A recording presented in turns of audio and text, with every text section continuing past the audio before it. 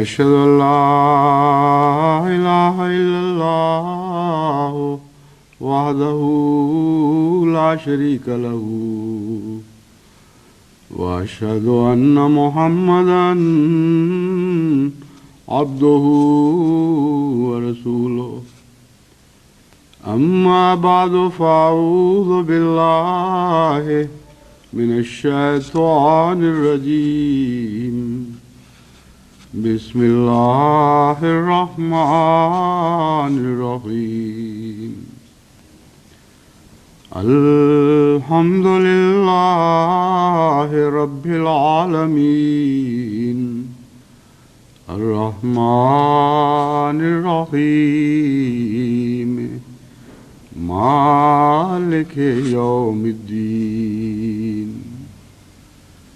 إياك نعبد وإياك نستعين اهدنا الصراط المستقيم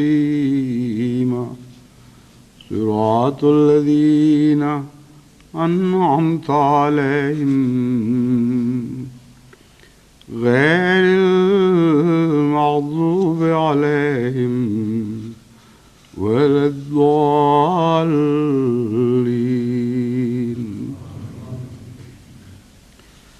وإذا جاءهم أمر من الأمن أو الخوف أذاعوا به ولو ردوه إلى الرسول وإلى أولي الأمر منهم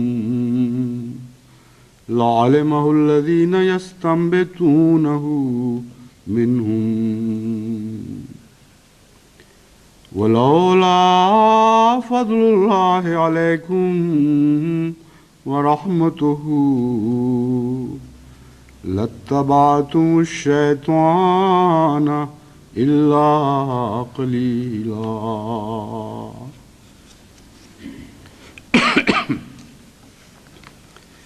ان آیات کا جو سورہ نساء، اس آیت کا ایک ہی آیت پڑھی ہے میں نے، جو سورہ نساء کی 84ویں آیت ہے، ترجمہ یہ ہے: اور جب بھی ان کے پاس امن کی یا خوف کی کوئی بات پہنچے وہ اسے مشتہر کرنا شروع کر دیتے ہیں۔ ایسا کیوں نہیں کرتے کہ جب ان تک کوئی بات پہنچی تو انہوں نے مشتہر کرنے کی بجائے اللہ اور خدا کے رسول یا اس کی طرف اس بات کو لوٹا دیا جو صاحب امر ہو۔ ایسی صورت میں جو صاحب علم لوگ ہیں وہ ان باتوں کا تجزیہ کرتے ہیں اور پھر ان سے استنباط کرتے ہیں اور معلوم کرتے ہیں کہ کیوں ایسی باتیں پھیلائی جا رہی ہیں اور ان کی حقیقت کیا ہے۔ اور اگر خدا کا خاص فضل تم پر نہ ہوتا اور اس کی رحمت نہ ہوتی تو یقیناً تم میں سے اکثر لوگ شیطان کی پیروی کرنے لگ جاتے۔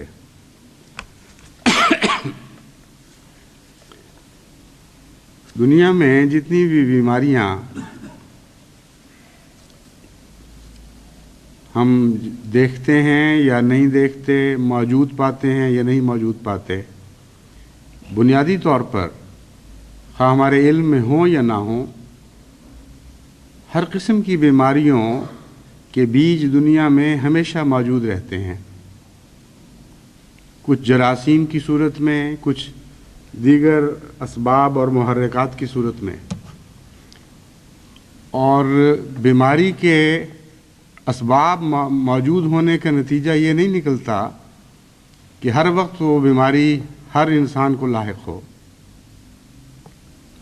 جس فضا میں ہم سانس لے رہے ہوتے ہیں، بسا اوقات اسی فضا میں کوڑ کے جراثیم بھی ہوتے ہیں، سل کے جراثیم بھی ہوتے ہیں،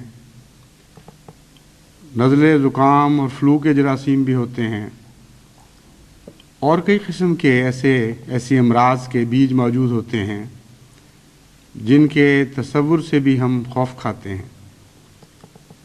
اگر ہمیں معلوم ہو کہ وہ سانس جو ہم لے رہے ہیں ان میں کتنے جراثیم ہیں اور کس کس نوعیت کے ہیں، تو خوف سے کمزور دل آدمیوں کی زندگی اجیرن ہو جائے، ہر سانس پہ ان کو دھڑکا لگ جائے.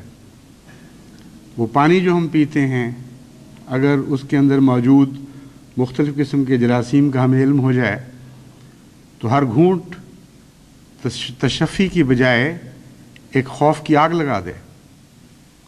تو اللہ تعالیٰ کا یہ بڑا احسان ہے کہ اگرچہ خطرات کے مواقع ہر جگہ موجود ہیں اور ہر طرف سے انسان کو گھیرے ہوئے ہیں، لیکن اس کے باوجود ہم ان سب بیماریوں کا شکار نہیں ہوتے. ہاں، ہم میں سے جو کمزور ہیں وہ قلیل تعداد وہ ان بیماریوں کا شکار ہو بھی جاتی ہے. جیسے دنیا میں یہ نقشہ ہے ویسا ہی روحانی اور مذہبی دنیا میں بھی ہمیں نقشہ نظر آتا ہے. بیماری کے پھیلنے کے لیے محض جراثیم کا ہونا کافی نہیں.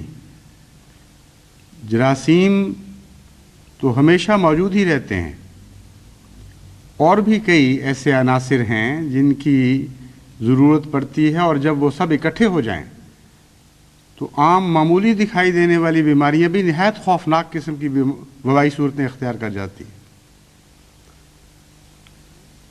پیچس سے لوگ مرنے لگتے ہیں، نزلوں سے لوگ مرنے لگتے ہیں، اسہال عام دنیا میں ہوتے رہتے ہیں.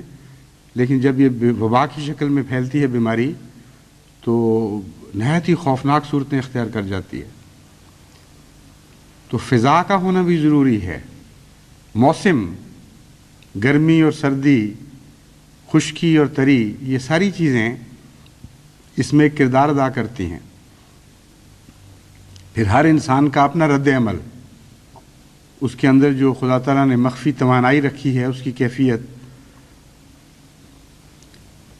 اس کی اس وقت کی حالت کیا ہے جس وقت وہ بیماری پنپ رہی ہے. یہ سارے امور مل کر بعض دفعہ بیماریوں کو ابھار کر منظر عام پر لے آتے ہیں، بعض دفعہ ان کو دبا کر نظروں سے بالکل غائب کر دیتے ہیں. لیکن بالعموم خدا کی یہ تقدیر کار فرما دکھائی دیتی ہے کہ اگر خدا کا فضل اور خدا کی رحمت شامل حال نہ ہوتے تو ہم میں سے اکثر ان مادی شیطانوں کا شکار ہو جاتے. بس روحانی دنیا میں بھی جیسا کہ میں نے بیان کیا ایسی ہی کیفیتیں ہوا کرتی ہیں. اور جس طرح ان بیماریوں سے بچنے کے لیے دنیا کے اہل علم ان کی نشاندہی کرتے ہیں، خطرات سے پوری طرح متنبع کرتے ہیں، پریکاشنری میجرز، حفاظتی اقدامات جو پیش بندی کے طور پر کیے جاتے ہیں ان سے متعلق آپ کو بتاتے ہیں. اور بہت سی ایسی بیماریوں سے انسان اس علم کی بنا پر بچ سکتا ہے کہ وہ بیماریاں کیا ہیں، کہاں کہاں پائی جاتی ہیں، کس طرح پھیلتی ہیں، اور ان کے دفاع کے لیے ہمیں کیا کرنا چاہیے. قرآن کریم ایک ایسی کامل روحانی امراض کی شفا کی کتاب ہے کہ جس نے صرف بیماریوں میں مبتلا ہونے کے بعد شفا کے گر نہیں سکھائے، بلکہ بیماریوں میں مبتلا ہونے سے پہلے ہی ان کے متعلق ہر قسم کے احتمالات سے ہمیں متنبع کر دیا. اس تفصیل سے ہر روحانی مرض، خواہ وہ انفرادی ہو یا قومی ہو، اس کے اوپر روشنی ڈالی ہے کہ آدمی حیران رہ جاتا ہے. ایک بیماری ان بیماریوں میں سے ایسی ہے جو قوم کے مورال کو گرانے والی ہے، قوم کو مایوس کرنے والی ہے، اور خطرات کے وقت یا شدید ابتلاؤں کے وقت اگر وہ کسی قوم کو لاحق ہو تو اس کی تقدیر کی کایا پلٹ سکتی ہے. جیتی ہوئی قومیں بھی بعض بھی ایسی روحانی بیماریوں کا شکار ہو کر بازیاں ہار جایا کرتی ہیں.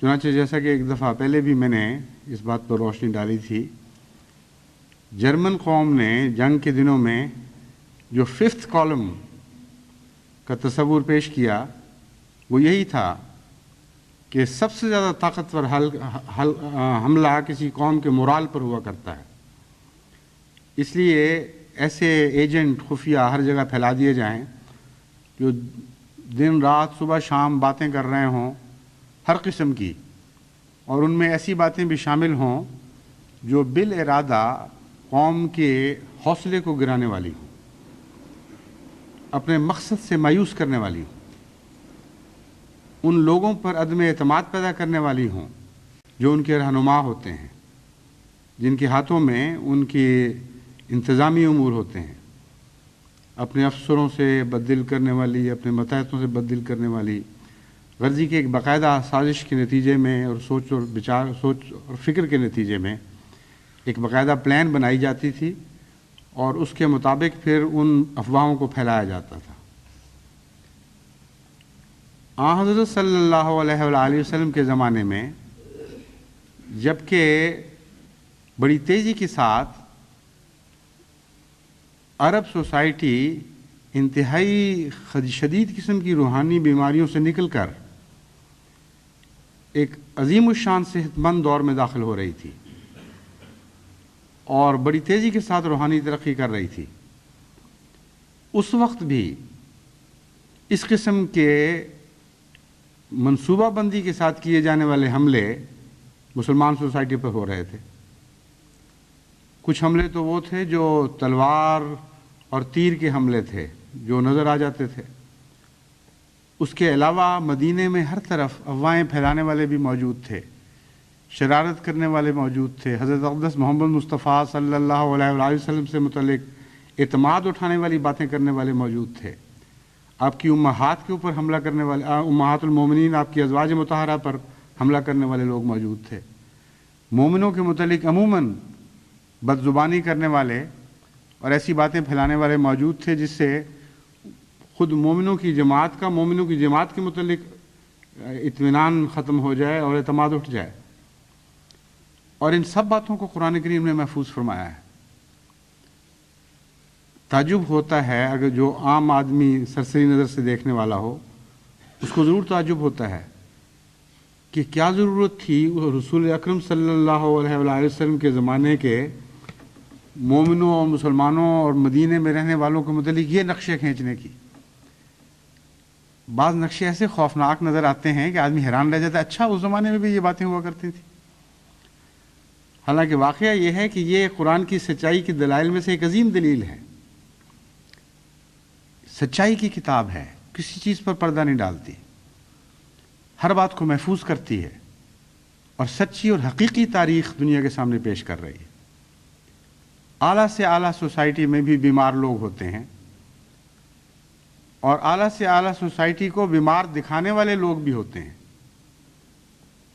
اچھے لوگوں کو برا کہنے والے بھی ہوتے ہیں اور بروں میں اچھے بھی دکھائی دیتے ہیں۔ ہر قسم کے پہلو جو ایک سوسائٹی میں جو ترقی کر رہی ہے، صحت یا عدم صحت کے موجود ہیں، وہ سارے قرآن کریم میں محفوظ فرما دیے ہیں۔ اور جو بیماریاں پھیلانے کا ذکر ہے ان میں ایک ایسی چیز ہے جس کو خاص طور پر میں نے آج کے لیے چنا ہے، وہ یہی ہے کہ بعض لوگ سادگی سے عادتاً اس بات کے عادی ہوتے ہیں کہ جو بات سنی اسے آگے پہنچا دیا۔ چنانچہ یہاں جن لوگوں کا ذکر ہے اس آیت میں جس کی میں نے تلاوت کی ہے، یہاں شریروں کا ذکر نہیں ہے، وہ دوسری آیت میں ہے جس کا میں آگے ذکر کروں گا۔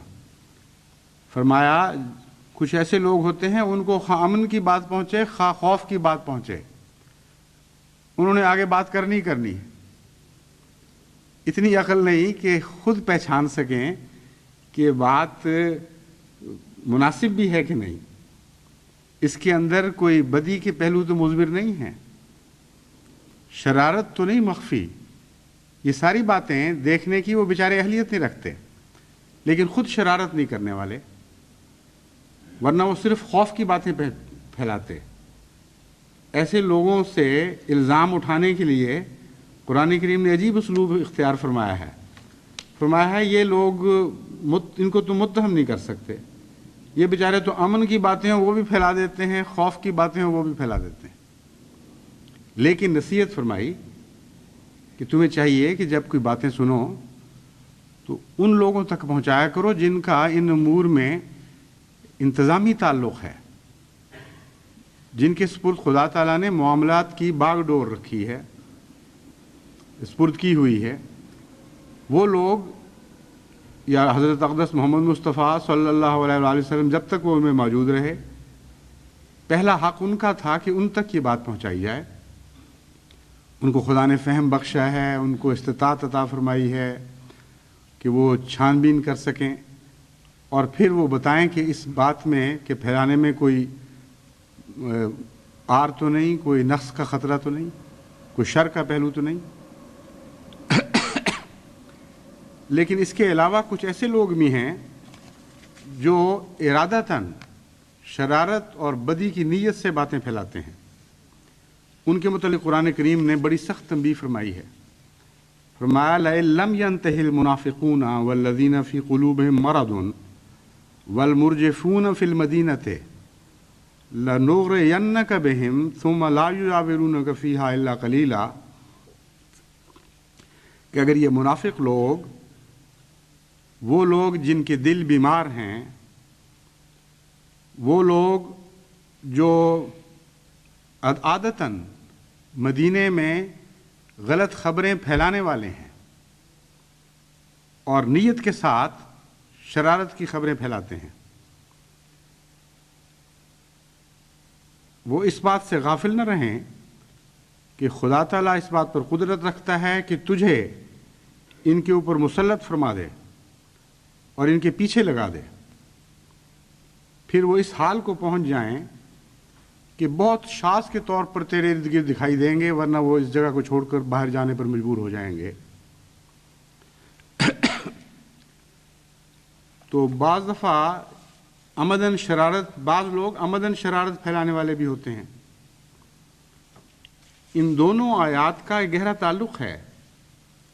قرآن کریم ہمیں یہ بتانا چاہتا ہے کہ بے خیالی میں، بغیر کسی عمدن کسی بل ارادہ شرارت کے اگر تم باتیں کرتے ہو تو ذمہ داری سے مبرہ قرار نہیں دیے جا سکتے، کیونکہ اسی سوسائٹی میں ایسے لوگ بھی ہیں جو ارادتاً شرارت کے ساتھ بعض باتیں پھیلاتے ہیں۔ تم ان کا ذریعہ بن جاتے ہو، ان کا میڈیم ہو جاتے ہو۔ تمہارے ذریعے بجائے باوجود اس کے کہ تم اس آغاز میں شر میں شامل نہیں تھے، تمہارے ذریعے وہ شر دوسروں میں پھیلتا ہے اور اس لحاظ سے تم الزام کے نیچے آ جاتے ہو۔ اس لیے تمہیں اس عادت کو چھوڑنا پڑے گا۔ یہ عادت مجرمانہ عادت ہے جو شر کو پھیلانے کا موجب بنتی ہے۔ بین ہی اسی قسم کا تعلق ایک اور بیماری کا بھی بعض لوگوں سے ہے، اور اس بیماری کا پھر اس سے بڑا گہرا تعلق ہے، وہ ہے غیبت کی بیماری۔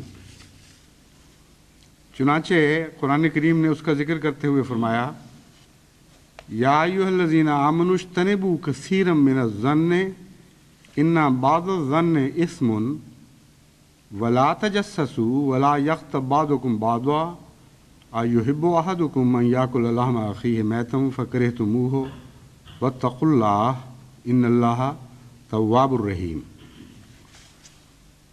اس میں فرمایا کہ ولا یغتب بعضکم بعضا، تم میں سے بعض دوسرے کی غیبت نہ کیا کریں۔ کسی میں برائی دیکھتے ہیں تو ان کو یہ حق نہیں ہے کہ ان کی عدم موجودگی میں کسی بے تعلق شخص سے اس برائی کا ذکر کریں۔ چنانچہ اس مضمون کو آن حضرت صلی اللہ علیہ وآلہ وسلم نے ایک موقع پر مزید تفصیل سے بیان کرتے ہوئے اس کی ایک ایسی مثال دی جس سے وہ تعلق کھل کر سامنے آ جاتا ہے جو ان دونوں آیات کے درمیان ہے جو میں نے آپ کے سامنے پیش کی تھی۔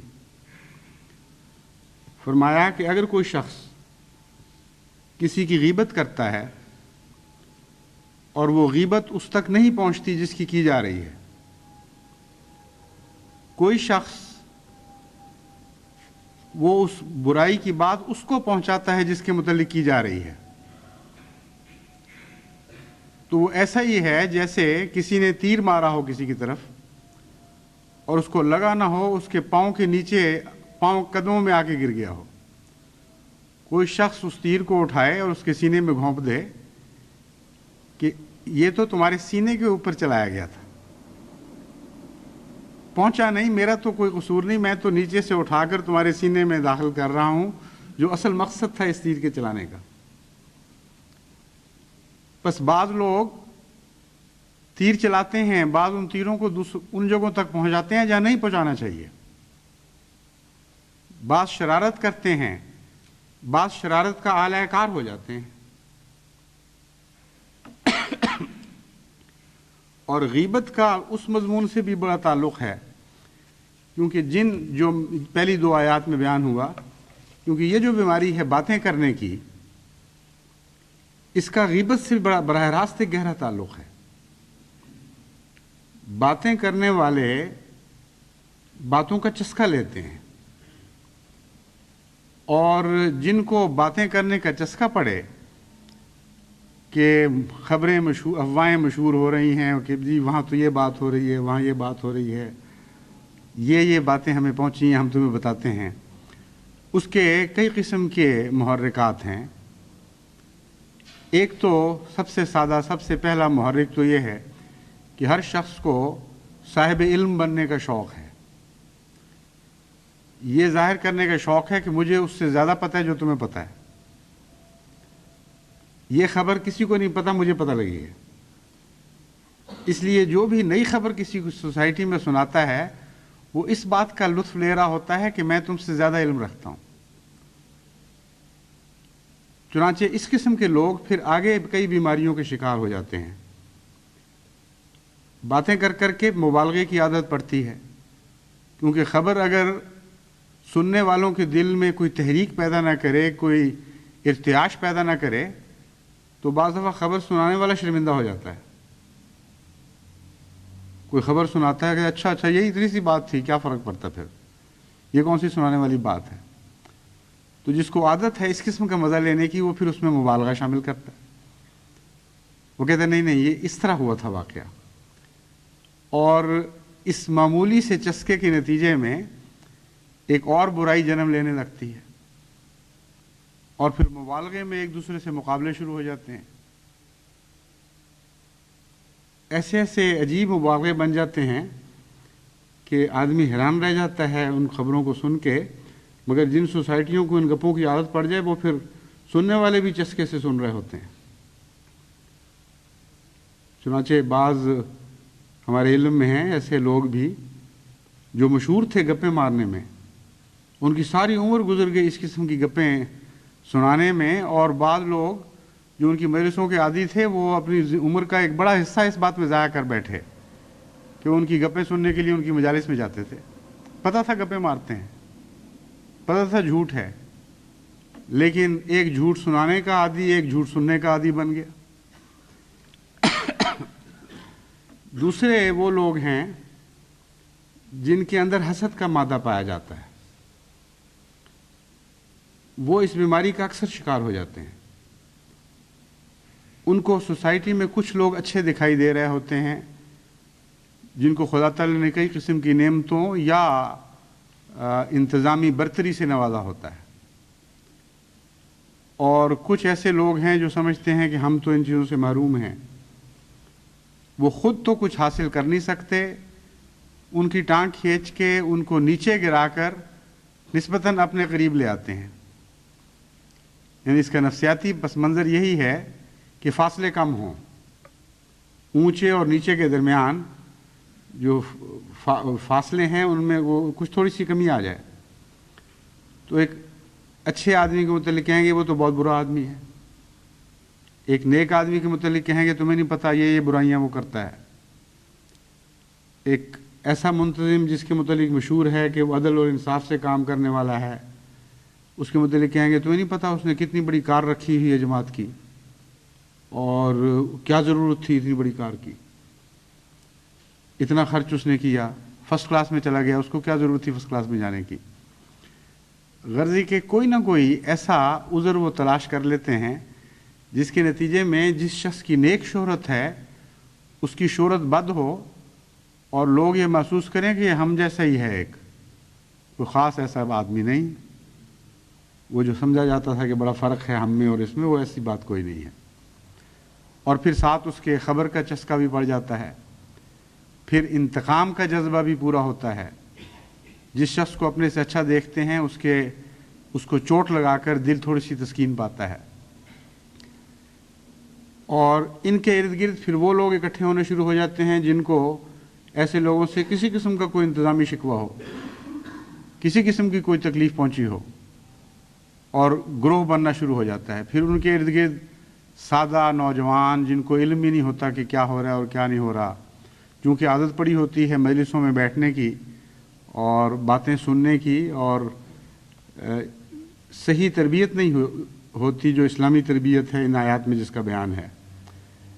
عدم تربیت کے نتیجے میں وہ اپنے آپ کو قصور ہی نہیں سمجھ رہے ہوتے، وہ کہتے ہیں ہم تو بیٹھے ہیں یہ سنا رہے ہیں، لیکن آہستہ آہستہ پھر دلوں میں زنگ لگ جاتا ہے۔ تو یہ ساری بیماریاں جس طرح سے پنپتی ہیں، کہاں کہاں پرورش پاتی ہیں، کن حالات میں پرورش پاتی ہیں، قرآن کریم میں تفصیل سے بیان ہوئی ہیں۔ اور صرف یہ 3 آیات نہیں، متعدد آیات ہیں جن میں اس بیماری کے ہر پہلو کا تذکرہ فرمایا گیا ہے۔ خلاصہ کلام یہ ہے کہ جن قوموں میں یہ بیماریاں آ جائیں وہ ہلاکت کی طرف تیزی کے ساتھ بڑھنا شروع ہو جاتی ہیں، اور وہ نہیں جانتی کہ دشمن مخفی طور پر ان پہ حملے کر رہا ہے اور ان حملوں کو کامیاب بنانے کے لیے خود ان کو استعمال کر رہا ہے۔ خصوصاً جب خطرات کے وقت ہوں، جب قوموں پر ابتلائیں ہوں، اس وقت دشمن اور زیادہ تیزی اختیار کرتا ہے اور زیادہ بیدار مغزی کے ساتھ مومن کو ان بیماریوں کے حملوں کے خلاف مستعد ہونا چاہیے اور ہر دفاعی کوشش کرنی چاہیے۔ وہ دفاعی کوششیں کیا ہیں؟ بالکل سادہ معمولی چند باتیں، بظاہر معمولی نظر آنے والی چند باتیں ہیں جو ان سب بیماریوں کے خلاف عظیم الشان دفاع کی طاقت رکھتی ہیں۔ سب سے پہلے تو جیسا کہ میں نے بیان کیا، قرآن کریم نے واضح طور پر فرمایا کہ کوئی کسی کی غیبت نہ کرے۔ ایک آدمی دوسرے کے خلاف بات نہ کرے، اور اگر وہ غیبت کرتا ہے تو اس کی مثال ایسی مکروہ دی، فرمایا اس کی مثال ایسی ہے جیسے مردہ بھائی کا گوشت کھانے والا ہو۔ مومنوں کو فرمایا وہ اخوہ ہیں، ایک دوسرے کے بھائی ہیں۔ مردہ بھائی کے اندر 2 باتیں پائی جاتی ہیں، ایک تو موجود نہیں ہوتا بیچارہ، دوسرا ویسے بھی دفاع کی طاقت نہیں رکھتا۔ مردے کے اوپر آپ جتنے چاہے حملے کریں وہ اپنا دفاع کر ہی نہیں سکتا۔ تو ایسا شخص جو غائب ہے، غائب ہونے کے لحاظ سے اس کی ایک مردے سے مشابہت پائی جاتی ہے، اور جس کو پتہ ہی نہیں کہ مجھ پہ الزام کیا لگائے جا رہے ہیں، اس بیچارے نے اپنا دفاع کیا کرنا ہے۔ اور جو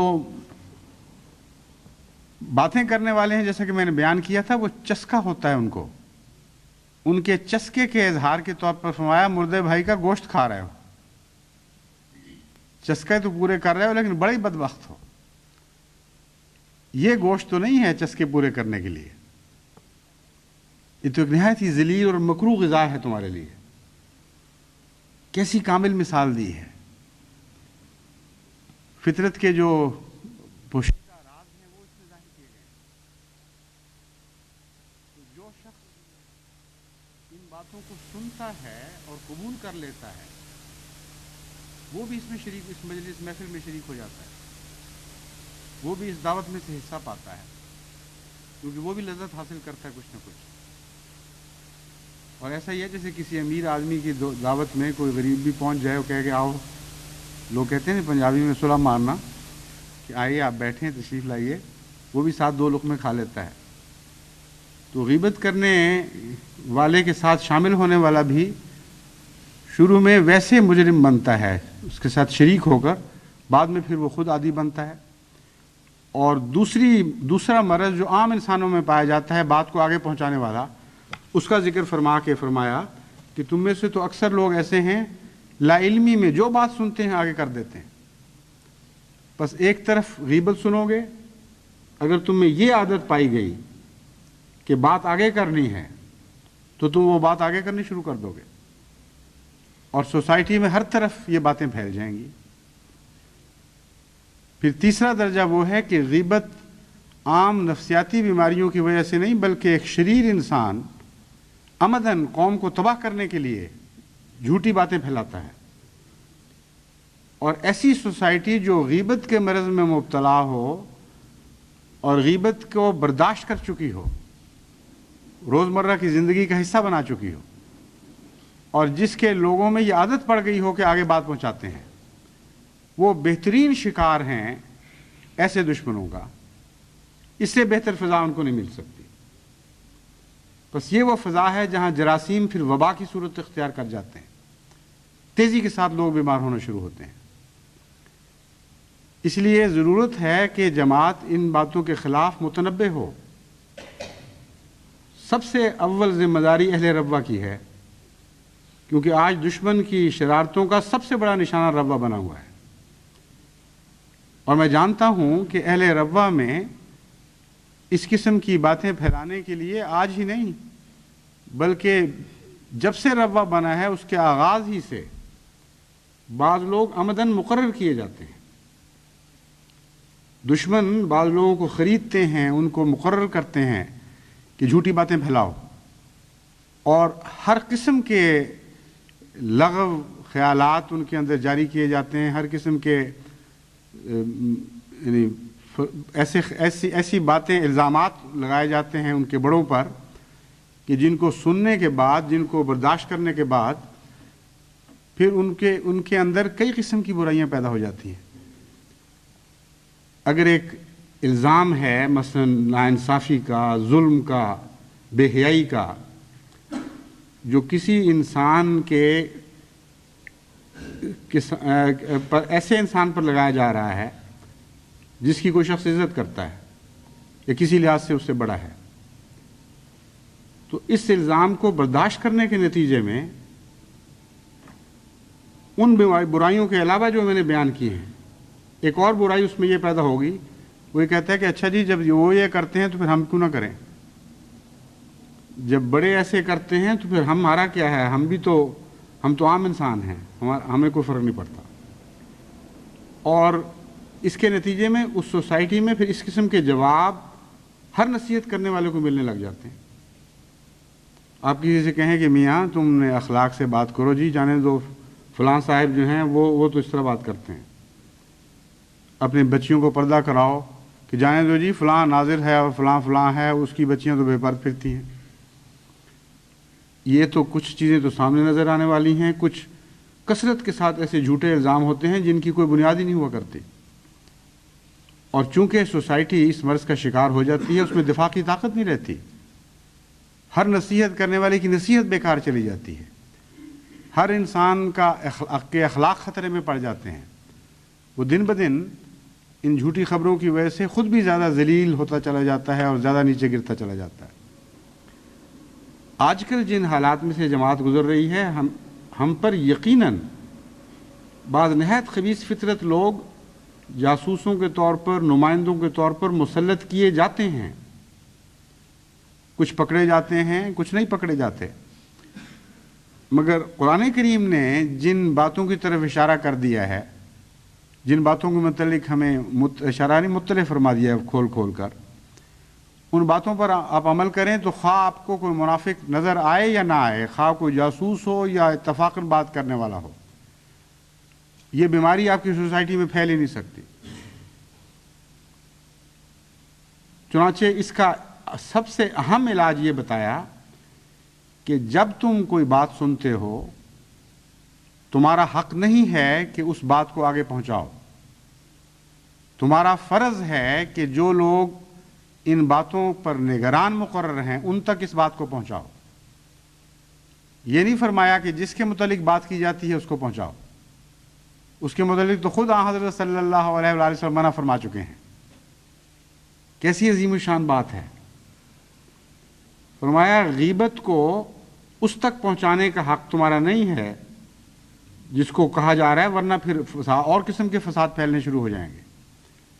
جن کا کام ہے اس قسم کے شریروں کو پکڑنے کا، ان تک پہنچو، ان کو بتاؤ کہ یہ بات ہم نے سنی، اور جس سے سن رہے ہو اس کو قرآن کریم کا یہ پیغام دو کہ لا یغتب بعضکم بعضا. تمہیں کیا حق ہے کہ تم کسی کی بات ہم تک پہنچا رہے ہو؟ ہمارا تعلق کیا ہے اس بات سے؟ بس اگر یہ باتیں پھیلتی ہیں اور بعض امور کے متعلق مجھے اطلاع ہے کہ پھیلائے جا رہے ہیں، تو ان کا پھیلنا بتا رہا ہے کہ سوسائٹی میں کوئی بیماری آ گئی ہے.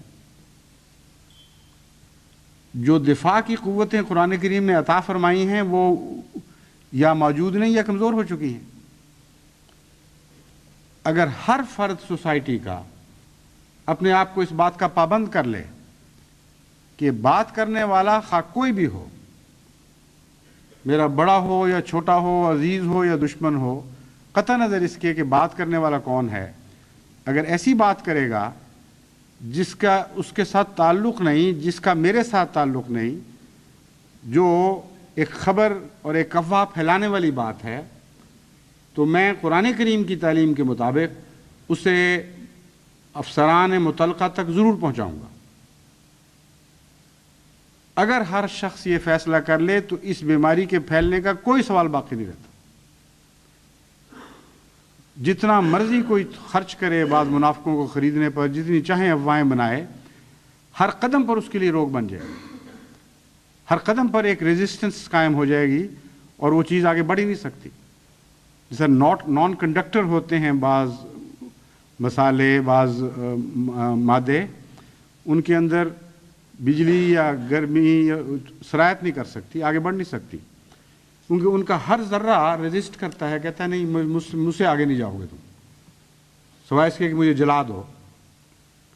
چنانچہ جو گرمی کے نان کنڈکٹرز ہیں وہ ان کے اندر ایک غیر شعوری قربانی کا ایک عجیب دلچسپ منظر دکھائی دیتا ہے.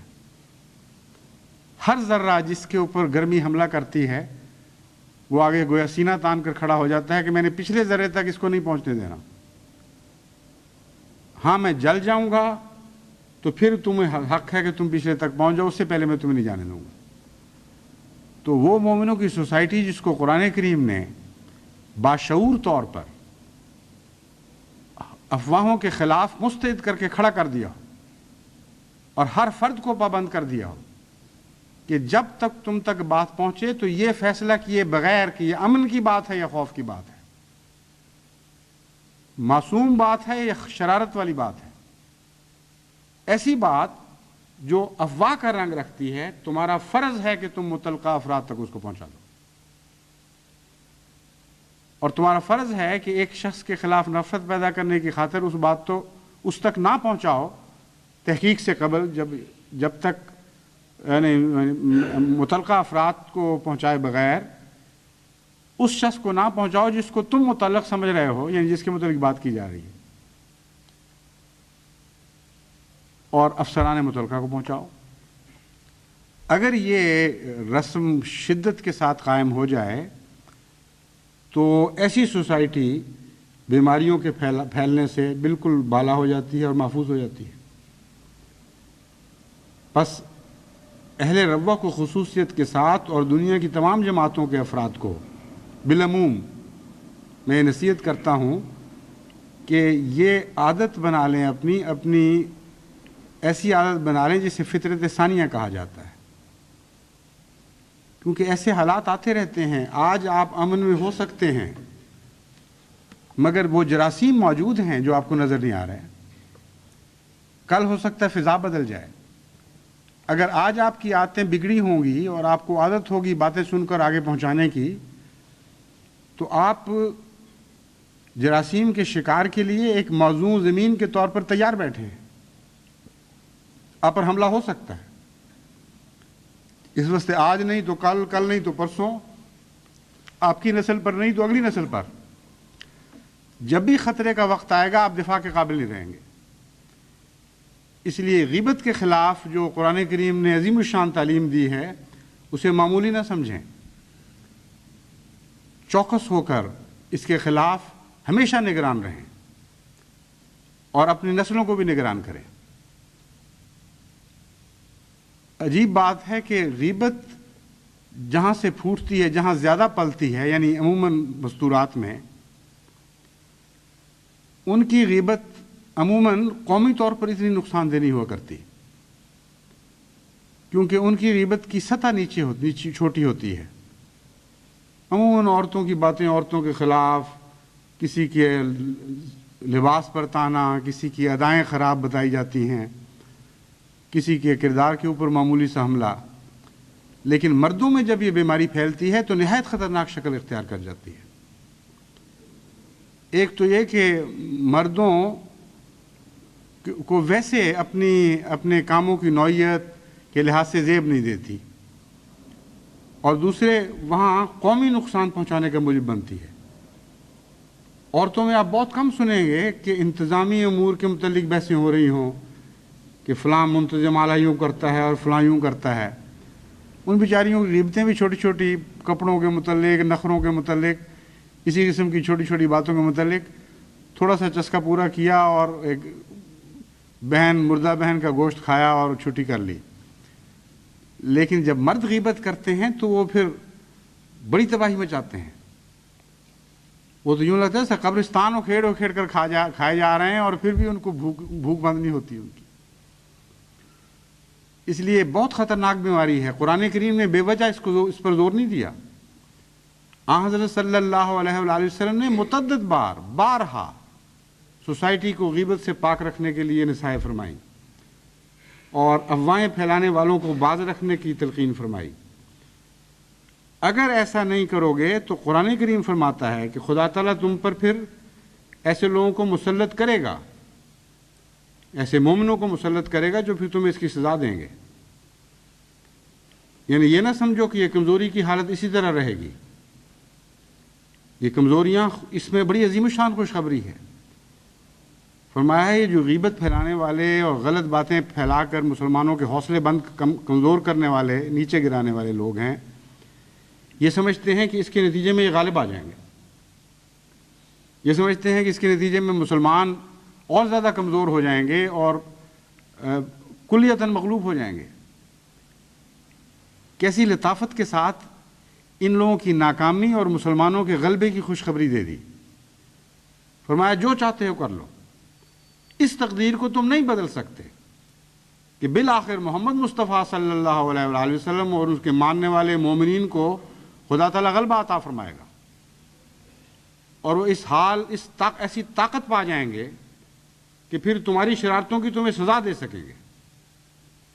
آج کمزوری کی حالت میں دیکھ کر تم جو چاہے کرتے پھرتے ہو، لیکن بے خوف ہو کر زندگی نہ گزارو، یہ وقت بدلنے والے وقت ہیں۔ پس جماعت کی کمزوری سے ناجائز فائدہ اٹھا کر جو منافقین ایسی باتیں پھیلاتے ہیں جس سے جماعت کو کمزور کرنا مقصود ہے، ان کو میں قرآن کی زبان میں متنبع کرتا ہوں کہ تم لازماً ناکام ہوگے۔ یہ ایک زندہ جماعت ہے خدا کے فضل کے ساتھ، اس کے نگرانی کرنے والے خدا کے فضل سے زندہ ہیں۔ ان نگرانی کرنے والوں کا ایک خدا ہے جو ان پر ہمیشہ نگران ہے اور ان کی مدد کو ہمیشہ مستعد رہتا ہے۔ اس لیے تم ناکام رہو گے، تمہاری افواہیں ناکام رہیں گی، اور وہ وقت آئے گا جب تک تم ان شرارتوں کی سزا دیے جاؤ گے۔ اس لیے تم نے تو بہرحال ناکام رہنا ہے۔ میرے اصل مخاطب تو وہ مومن ہیں جو کسی نہ کسی حد تک ان بیماریوں میں ملوث ہو جائیں گے یا ہو جاتے ہیں، اور جن کے نتیجے میں جماعت مومنین کو دکھ ضرور پہنچتا ہے۔ غلبے کی آخری تقدیر تو نہیں بدل سکتی جیسا کہ بیان فرمایا ہے، لیکن یہ ضرور ہے کہ مومنوں کی سوسائٹی ضرور دکھ اٹھاتی ہے۔ پھر حضرت اقدس حضرت عائشہ رضی اللہ تعالیٰ عنہا پر جب الزام لگا اور کچھ بدبختوں نے اس کو پھیلا دیا تو کتنی شدید تکلیف پہنچی ہے مومنوں کی سوسائٹی کو۔ وہ نامراد اور ناکام ہوئے، یہ درست ہے، لیکن ایک مہینہ کتنی اذیت اٹھائی حضرت عائشہ صدیقہ رضی اللہ تعالیٰ عنہ نے، حضرت اقدس محمد مصطفیٰ صلی اللہ علیہ وسلم نے کتنا دکھ اٹھایا، اور سارے صحابہ کی جو کیفیت تھی کرب کی، اس کی تفصیل تو بیان نہیں ہوئی، لیکن آپ اندازہ کر سکتے ہیں۔ بس یہ خیال کر لینا کہ چونکہ غلبہ آخری ہمارا ہوگا اس لیے فرق نہیں پڑتا، ایک احمقانہ خیال ہے، تکلیف ضرور پہنچتی ہے۔ کوئی آدمی یہ کہہ سکتا ہے کہ کوڑ کا علاج نکل آیا اس لیے کوئی فرق نہیں پڑتا، مجھے بے شک کوڑ ہو جائے، میں نے آخر اچھے ہونا ہی ہونا ہے۔ کوئی کہے کہ جی وہ زمانہ گزر گیا جب سل کا علاج نہیں ہوا کرتا، 2 سال کی ٹکیاں کھانی ہیں اور 2 سال کے بعد میں ٹھیک ہو جاؤں گا، اس لیے بے شک ہو سل مجھے۔ ایسے آدمی کو پاگل کا بچہ تو کوئی کہہ سکتا ہے، کوئی اس کو معقول درجہ تو نہیں دے سکتا۔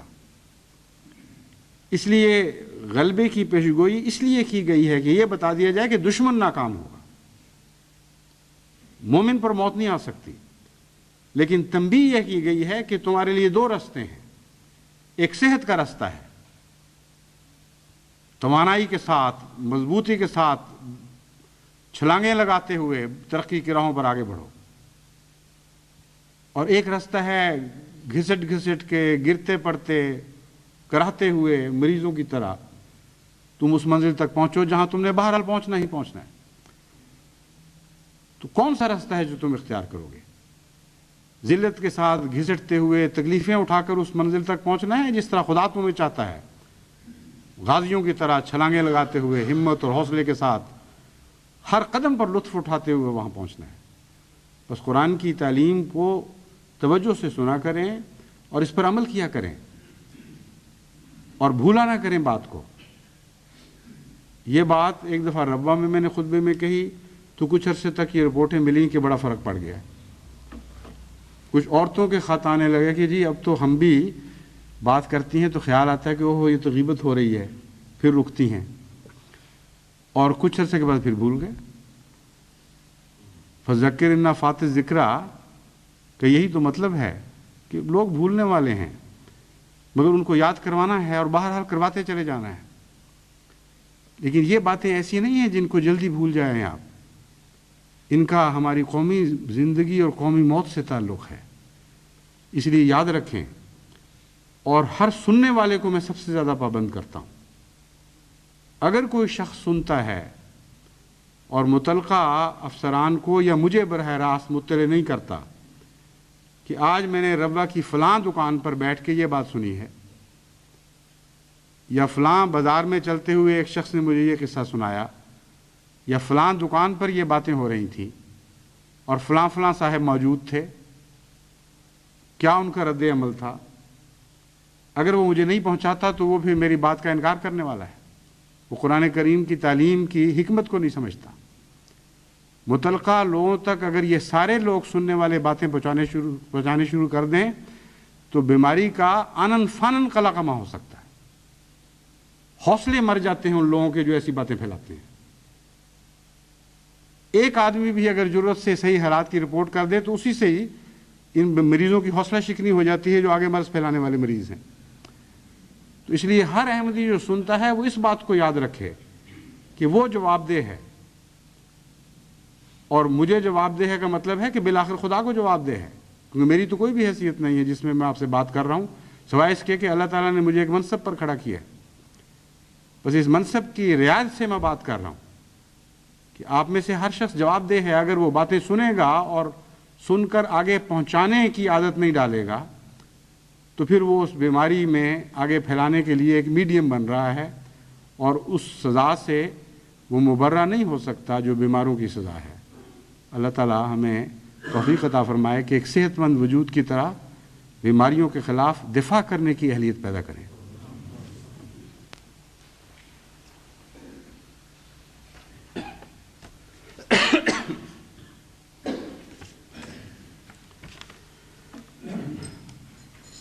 الحمد لله نحمده ونستعينه ونستغفره ونؤمن به ونتوكل عليه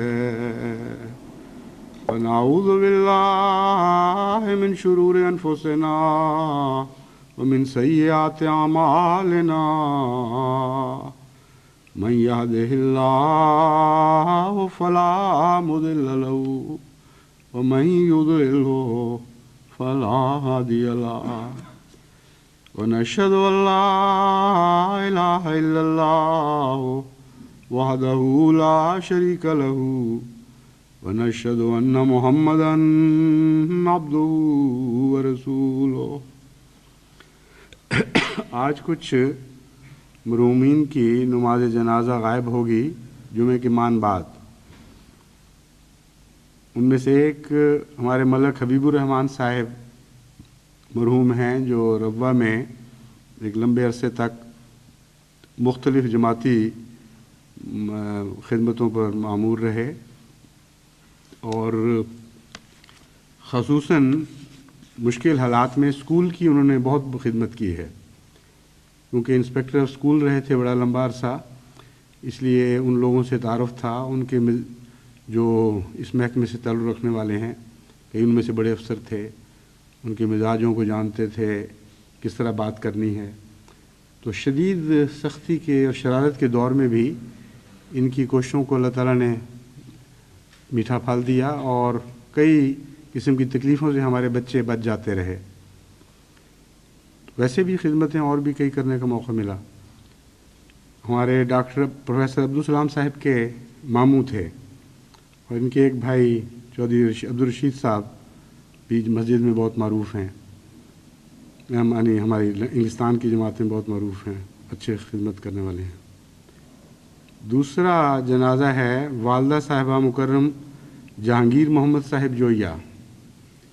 یہ ہمارے خوشاب کے امیر ہیں جنہوں نے تمام عمراء میں سب سے زیادہ کلمہ شہادہ کے لیے قربانیاں دی ہیں اور مشقتوں اور تکلیفوں کو آنکھوں میں آنکھیں ڈال کر دیکھ کر پھر آگے قدم بڑھا کر قربانیاں دی ہیں. ایک موقع پر میں نے ان کو لکھا بھی کہ آپ اب بیج لگانا تو فرض نہیں ہے، مگر جو لگاتے ہیں اس حق کی خاطر کہ ہاں ہمارا حق ہے، فرض ہو یا نہ ہو، وہ قربانی دے رہے ہیں ساری جماعت کے لیے اور اس کلمے کی عظمت کے لیے قربانی دے رہے ہیں. لیکن یہ ضروری نہیں کہ ہر فرد ضرور بیج لگا کے پھرے. آپ کے سپرد جماعت کی ذمہ داریاں ہیں، وہ جیل میں بیٹھ کر تو آپ پوری نہیں کر سکیں گے، اس لیے آپ چھوڑ دیں اس بات کو اب. اور میں کہہ رہا ہوں اس لیے آپ کو کوئی اس میں تردد نہیں ہونا چاہیے. جماعتی کاموں کی خاطر آپ کو امیر مقرر کیا گیا ہے، جماعت قربانیاں دے رہی ہے، ضروری تو نہیں کہ ہر امیر بیج لگا کر پھرے. اس کا ان کے اوپر ایسا اثر پڑا کہ مجھے اطلاع آئی کہ ہر وقت جیل میں روتے رہتے ہیں کہ میں اب نہیں کر سکتا یہ قربانی، مجھے روک دیا گیا ہے. اس پر پھر میں نے ان کو لکھا پھر ٹھیک ہے جو چاہیں کریں، اللہ توفیق دے آپ کا نائب کو کہ وہ آپ کے کام سنبھال لے. ان کی والدہ کا اس قید کی حالت میں وفات پانا اور پھر ان خصوصی حالات میں جب کہ والدہ بیٹے سے نہیں مل سکتی تھیں، بیٹوں کا یہ احساس کہ میں نہیں جا سکا، کافی جذباتی لحاظ سے تکلیف دہ صورتحال ہے. لیکن یہ خدا نے فضل کیا کہ عارضی طور پر ان کو 10 دن کی بیل مل گئی اور یہ والدہ کے جنازے میں شامل ہو سکے. تیسرا جنازہ ہمارے ایک ماموزاد بھائی سید نسیم احمد شاہ صاحب کا ہے، جو سیدہ میرہپا جو ہماری والداؤں میں سے ایک والدہ ہیں، ان کے چھوٹے بھائی کا ہے. ہاں کھیلوں میں ہوتا ہے نا بیسٹ آف 3، تو میں 3 بھائی ہیں، یہ میں ان سب کو ہمیشہ مذاق سے کہا کرتا تھا کہ تم میں سے نسیم بیسٹ آف 3 ہے، کیونکہ خدمت دین کے لحاظ سے، جماعتی تعلق کے لحاظ سے منکسر مزاجی اور خدمت لوگوں کی کرنا، خدا تعالیٰ نے اس لحاظ سے ان میں بڑی خوبیاں رکھی تھیں. غیر معمولی خدا تعالیٰ نے اس شخص میں محبت اور خدمت کا جذبہ اور خوش اخلاقی عطا فرمائی تھی.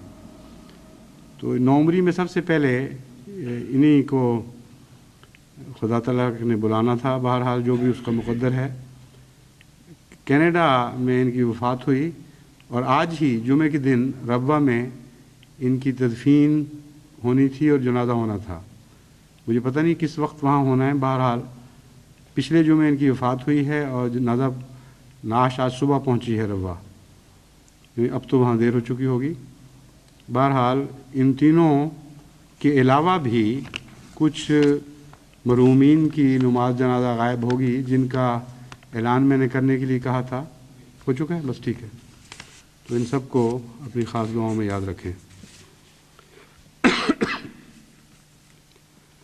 عباد اللہ رحمکم اللہ ان اللہ یامر بالعدل والاحسان وایتاء ذی القربى وینہی عن الفحشاء والمنکر والبغی یعظکم لعلکم تذکرون اذکروا اللہ یذکرکم وادعوہ یستجب لکم ولذکر اللہ اکبر.